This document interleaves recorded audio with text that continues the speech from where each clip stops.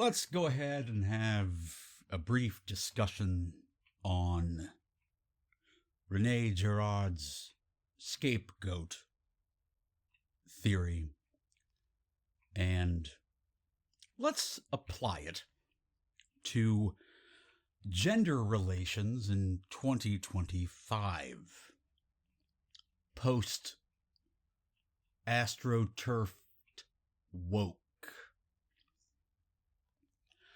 I'm going to be citing specific events, starting with, Nicole Kidman's film Baby Girl, which was salacious for a few reasons.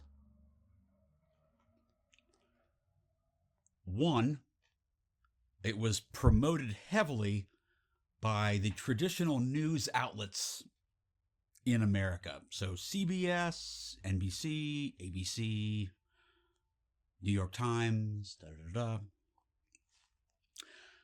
And it was released on Christmas Day.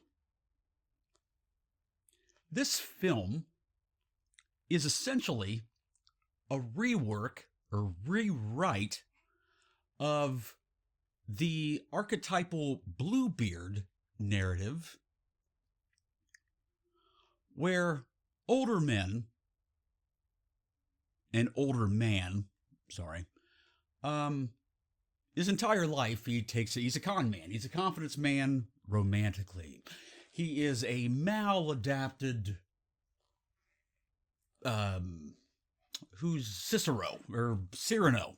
So he takes advantage, steals women's or, widowers' cash by wooing them and then running off, only to be brought down in the end by a Joan of Arc type virginal innocence in a much younger woman or Lolita figure to him. Nicole Kidman attempted to take that framework, flip the script, making the antagonist the protagonist, because Bluebeard is a antagonal main character in that old story, as old stories tend to be. So she has reworked it for a new modern feminist twist, and it was celebrated amongst women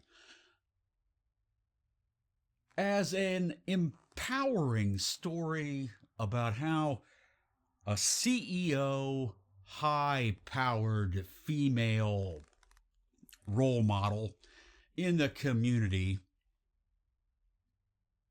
has just become fed up with her husband and children and decides that she wants to basically do a non-criminalized version of Harvey Weinstein, where she goes and finds a non-virginal, non-Joan of Arc-ish male Chippendale-ish person with a beer can in his pocket to take advantage of, only to be taken advantage of in the end.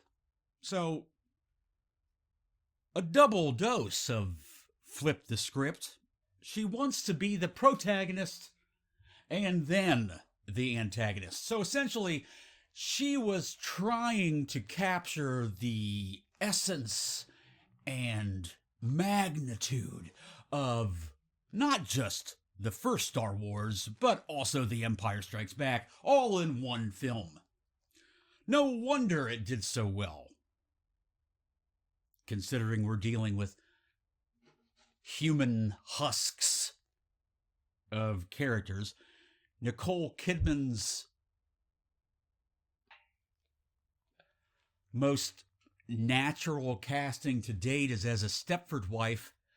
I'm sure she can pull off endearing,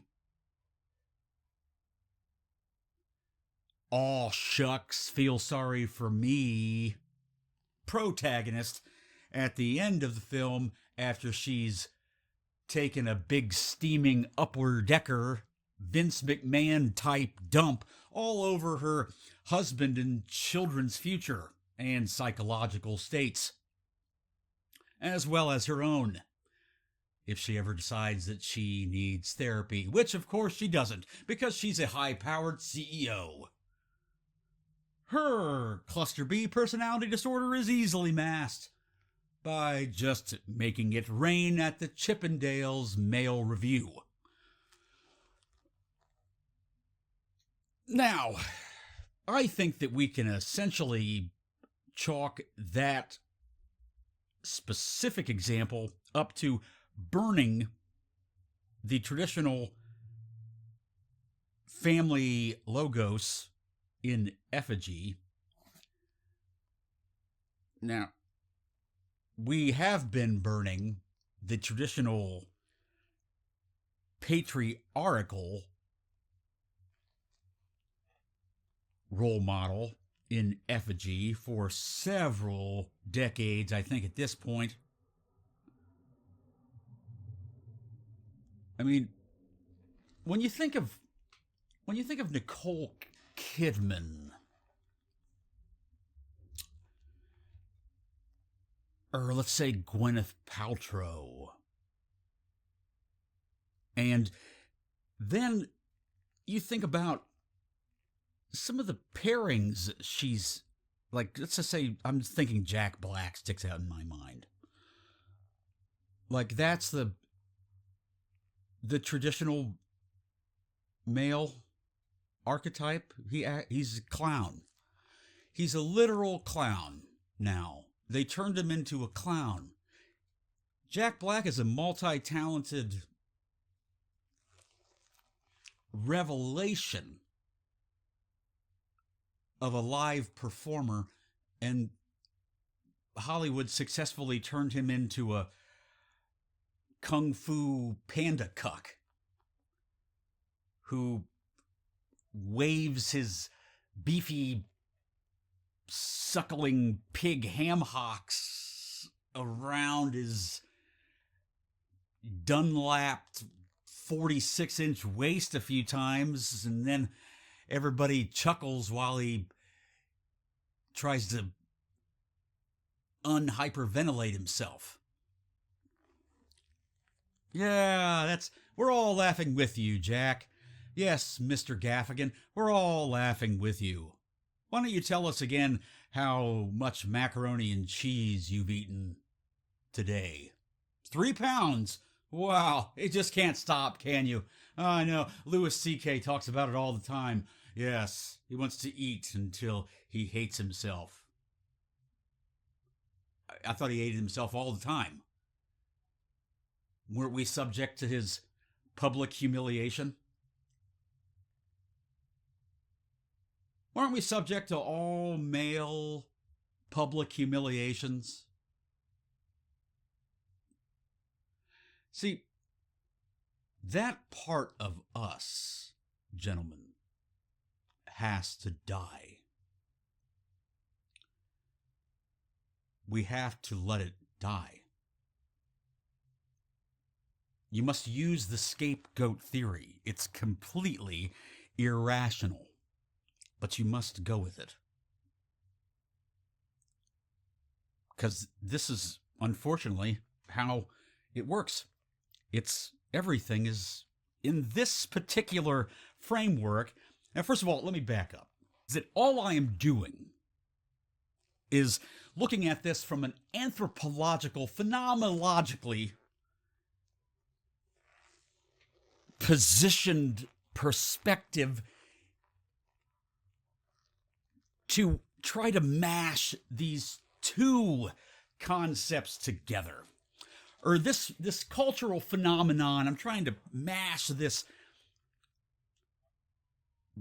philosophized conception into this thing. And I'm pretty sure that they fit. I'm pretty sure that what I'm finding is that these two things resemble the shape of a circle or square. Who cares what the shape is? Seems like this might fit. Because think about the imagery of what I'm specifically I'm trying to pull out the imagery on this. I know, just in audio. This is not showing you any pictures, so I guess this is kind of a challenge for me. I didn't start this prepared. So, Jack Black, he's an unattractive man, although he is kind of cherub-like. That's not manly. It's not manly at all. So, and we've been getting smacked in the face with this until it has become epidemically clear that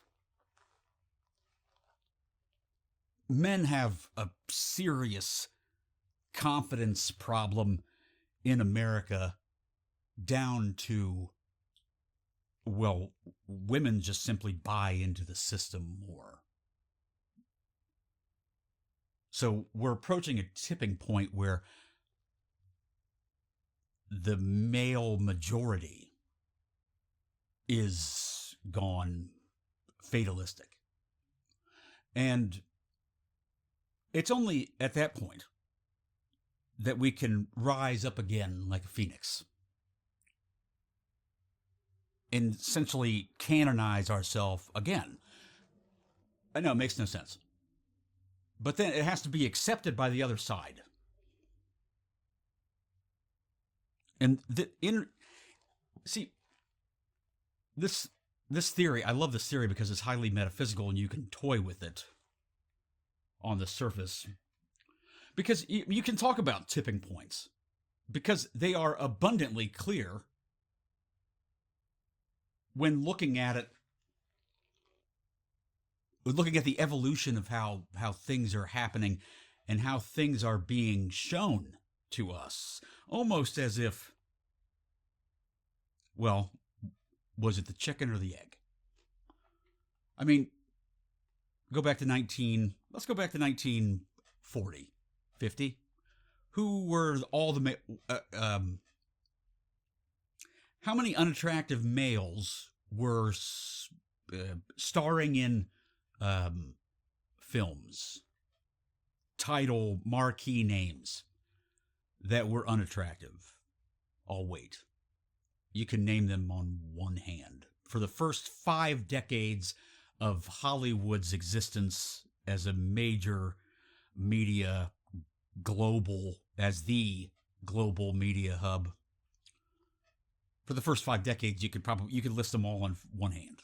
Fatty Arbuckle, Laurel. Was Laurel the skinny one or I always forget that. Damn it. Laurel and Hardy, whichever one. And then the Three Stooges. That's all. That's 5.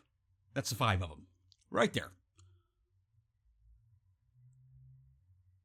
Yeah, I'm like flipping through my Rolodex here of like Cary Grant, Montgomery Clift, Burt Lancaster, Sinatra. Now I'm not seeing any. Now, granted, we like to think that they made, well, they don't make any films now, but they made more films during when the independent films started to rise up. No. That's not true. Studios were churning out films every 3 or 4 days. At the start, hell, they were shooting for a film a day. A wrestling picture. It takes us 3 days. We're gonna get it out. What do you have to do about it? What do you need to know about it? Come on. It's a wrestling picture. What? You get in the ring, you roll around, you sweat, you paint them, and it's over. But you got the kid in the picture, you got the kid in the stands going, yeah, with his thumbs up, and he's a crippled boy, and then the end. That's it. What? It's cut and dry. 3 days. Cut it, done. Can it, done. Pick it, boom. Film, that, paid. That's the way they did things. I'm thinking Stanley Tucci from Barton Fink when I do that. So, uh, when was the emergence of the successful leading man that was not a visually attractive bombshell, did not make women's pants melt off? John Candy? I'm talking serious roles. Bill Murray, Razor's Edge, didn't work. John Belushi, 1942, didn't work. You see, there are attempts previous to that coming out of the 70s film noir 2.0, where shit got real, like i.e. Mean Streets. So where you see like where the public had enough of that, now let's get some comedy going. And then you have, well, the emergence of stuff like Saturday Night Live to kind of introduce a new kind of energy to the public. This Saturday Night Live that kept getting revamped. You know, it had to work. Yeah, that's because it had to work. See, somebody is really... It's almost like I can picture... Yeah, I feel like I'm remote viewing. I can picture somewhere, somehow, people of my ilk are coming up with these themes and pinpointing. I mean, going back to the 70s, I'm still thinking about SNL. I mean, Lorne Michaels is a Canadian. You had Toronto too, the second city, which then moved, because Toronto was the second city before Chicago was, right? Yes, I think. And Canada's interesting because that was kind of the psychological Wild West when it comes to Cold War mind control. That's where this stuff really gets ramped up. After denazification. See, there is absolute concrete solid grounding for what I'm talking about. It's called denazification. If you have not heard of this, I'm sorry. I'm about to introduce you to it. But your grandparents were denazified. Everybody in Europe got it far worse than the people here. That's why they're so docile. Or they were so docile. They were conditioning. They were using behaviorist tactics on children, nonetheless, to make sure that we never had another painter.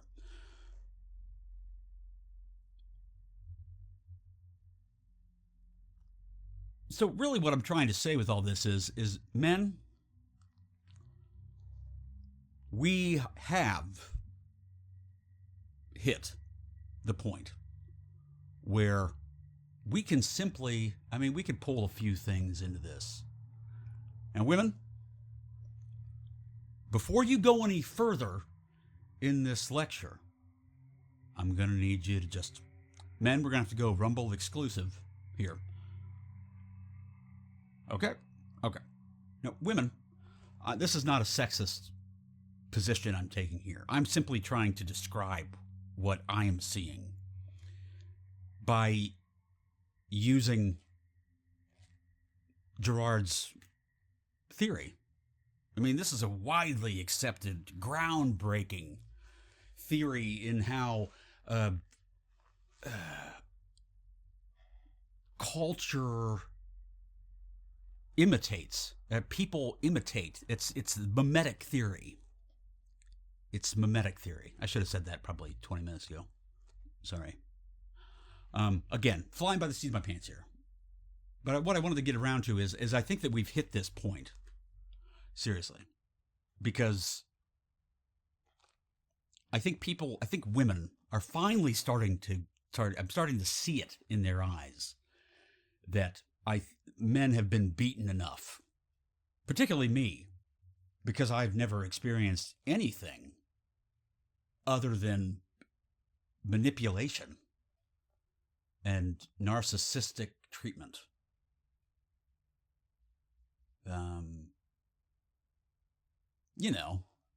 Type A, good old type A personality, authoritarianism. Do what I want or else. Now, they've run out of rope on that. And it's time for the pendulum to swing back. Just a little bit. I'm not talking about anything like what people or, representatives from the cultural Marxists, anything that they want to tell you that you're feeling or thinking, because they're just subsuming your thoughts and brainwashing you softly. They're hypnotizing you when they do shit like that.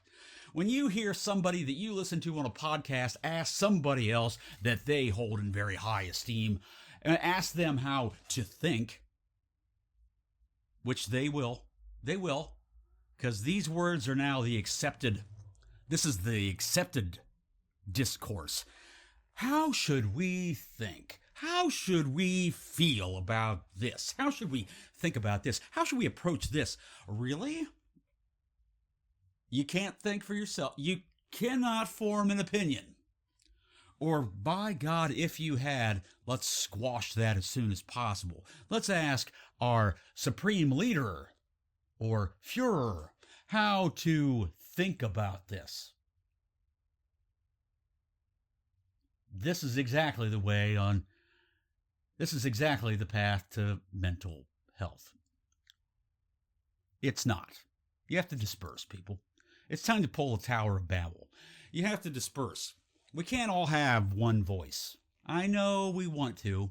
We can't. You need to have your own. So stop buying Hallmark cards. Start writing your own. They've gotten expensive. They're like $12 or something if you want a decent one with all the fun little bells and whistles that pop out and they're 3D and bullshit. Yep. You can still write your own. Just write it on a piece of paper. Fuck it. Write it on a bar napkin. Who cares? They'll love it. If you write something good and mean it. You have to mean it. See, if you don't want to write a letter to somebody, don't. If they want to miss you because you haven't checked in with them with some prepaid $12 Hallmark card that took you 5 minutes total to pick up, walk to, register, buy, stamp, slap on, scribble name, send. What's that? Minus the travel time, 30 seconds, as long as it took me to say it. If you actually spent maybe 10 minutes in thought about somebody that you may or may not care about, how the hell would you know? You don't even know your own words. If you can't, spend 10 minutes in thought on that person. If you can't come up with a card topic or something you'd like to say to them, don't say anything at all. Let's take it back to hey, how about you stop trying to live like some kind of ridiculous king that has has a secretary that writes all their endearments for them. What is this? It's called life. Go live it. Denazification, all it did was create a bunch of Nazis. They're all robopaths. Have you noticed? Anybody that's out of the McCarthy era, out of the Red Scare, they're like 95 years old now, and they're all still paranoid, mumbling about Reds, and they don't trust their neighbor, and they want to turn everybody in. And by God, if anybody ever screws anything up in their yard, it has to look perfect, like nobody lives there. like it's a scene from a glass menagerie. Nobody ever steps on it. There's no dust. It's a perfect photograph in time. What's that stupid Nickelback song? We need to get some Nickelback up in this bitch. And remember, looking at the back door, hurling and rubbing up my ass, get me fisted. Oh, do you think when they did that one take that was mediocre for a really shit song that it took them a half a day to write, do you think that they thought much about whatever kind of or whatever kind of ridiculous little noises they make? Like, you know, Eddie Vedder does those little chirping sounds. Sound like whatever that douchebag's name is that starts that big. He's probably a CIA cutout too, so who cares? But yeah, I mean, not artists. Not even close. The opposite of, actually. But when they do that, do you think that the bassist was like, "Hey man, that sounds great. You should do another." Yeah.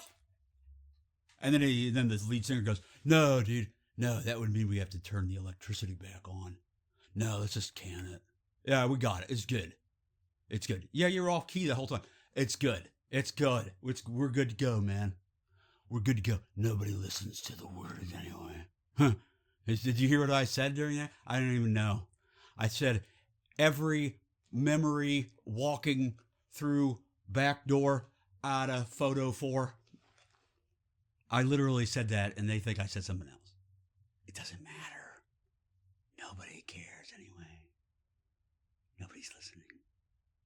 Everybody's just trying to bang their biker girlfriend in the bathroom. And their biker girlfriend's trying to steal all their money. Because they found themselves an old man on POF. They're going to get some from them. They're going to go out and get theirs. Yeah, that son of a bitch going to buy all of them a new bikini. And they're going to go on a cruise. What? That's enough of that derailment.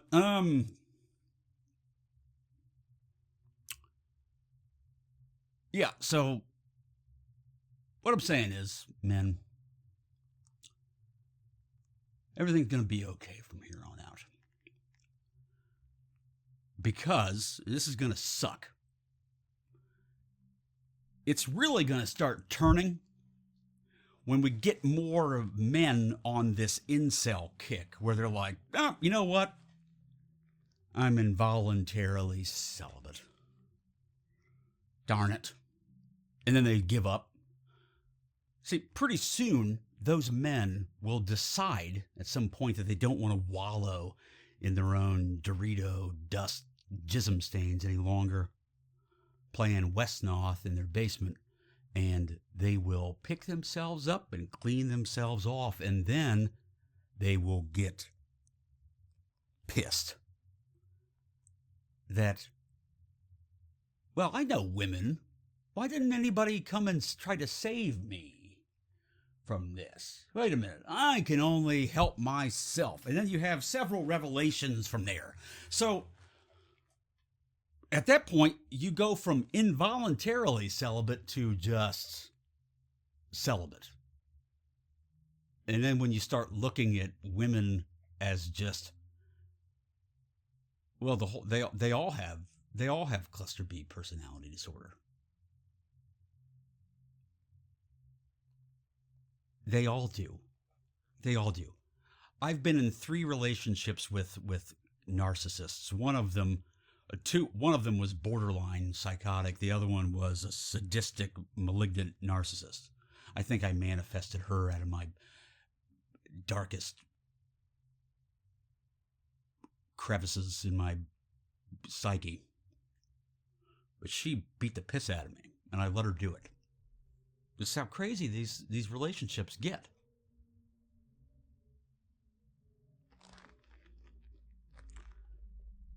That, no matter how good the physical touching feels, because believe me, all that controversy and violence and that all creates passion as well, whether it's good or bad.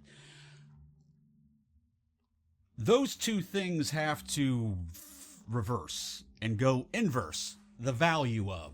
So you have to go, yep, that's not worth that anymore. Yep, done. And that is the only time that they will look in the mirror and start to look and say,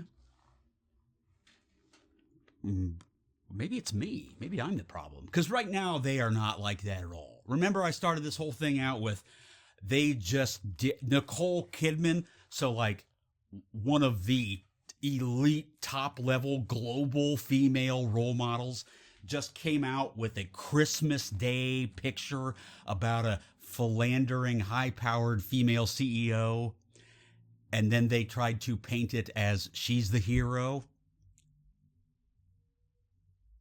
And they were all behind this on Christmas Day. Santa Claus and everything. Yep. All those kids in the normally they go to the movies. Yep, on Christmas Day.